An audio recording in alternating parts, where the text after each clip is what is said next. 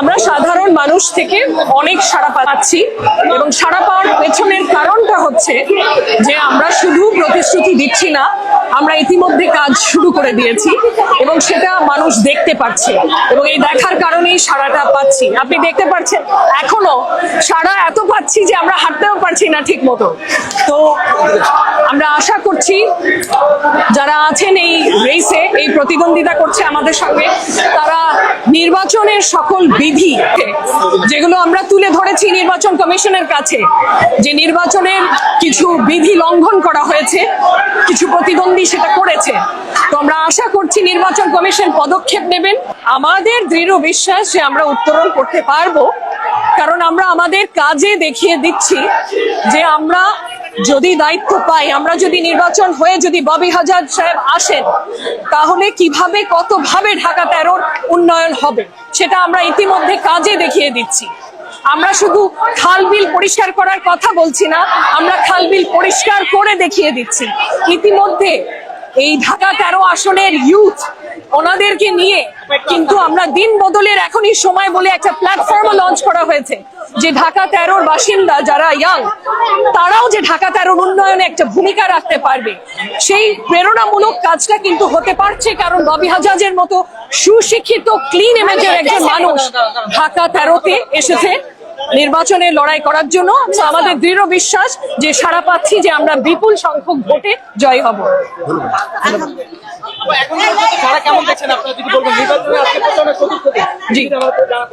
জি, সুষ্ঠু অবাধ নির্বাচন মানে প্রতিদ্বন্দ্বী তো থাকবেই, তো প্রতিদ্বন্দ্বিতা আমরা স্বাগত জানাচ্ছি, কিন্তু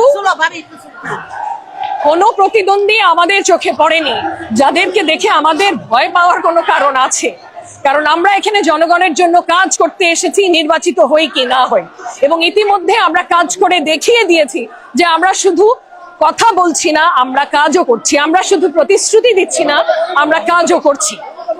তো তার আমরা সর্বস্তরে মানুষের থেকে সাড়াও পাচ্ছি। আপনারা দেখতে পাচ্ছেন আজকে আমরা হাঁটতে পারছি না, এত মানুষ জমা হয়েছে আমাদের সাথে নির্বাচনী প্রচারণায় অংশগ্রহণ করার জন্য। তো আলহামদুলিল্লাহ, খুব ভালো চলছে প্রচারণা। আপনারা সবাই দোয়া করবেন এবং ভোট দেবেন। আলহামদুলিল্লাহ,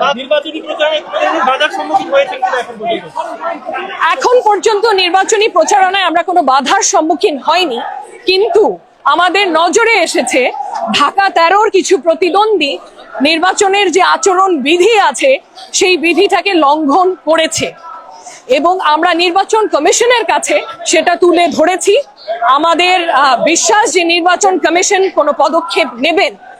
ওনারা যদি সত্যিকার অর্থে নিরপেক্ষ হয়ে থাকে, ওনারা পদক্ষেপ নেবেন, শোকজ করবেন, সেই লঙ্ঘনগুলো যেগুলো হয়েছে সেগুলোর ব্যাপারে কিছু পদক্ষেপ নিয়ে একটা সুষ্ঠু নির্বাচনে প্রচারণার পরিবেশ তৈরি করবেন।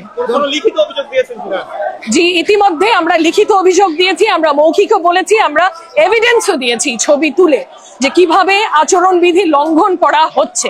এনসিপির পক্ষ থেকে গতকাল একটা প্রেস ব্রিফিং এ বলা হয়েছে যে বিএনপি বড় দল নির্বাচনী প্রচারণাই শুরু করেছে আচরণবিধি লঙ্ঘনের মাধ্যমে, এই বিষয়ে কিছু বলবেন?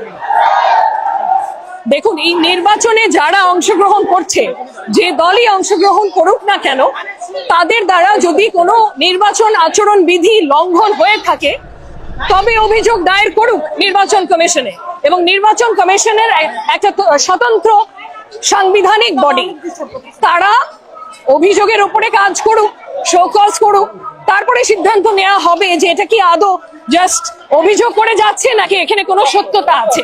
তো সত্যতা বাছাই করার দায়িত্ব নির্বাচন কমিশনের। আমি আশা করছি নির্বাচন কমিশন সেই কাজটা করবে। ধন্যবাদ।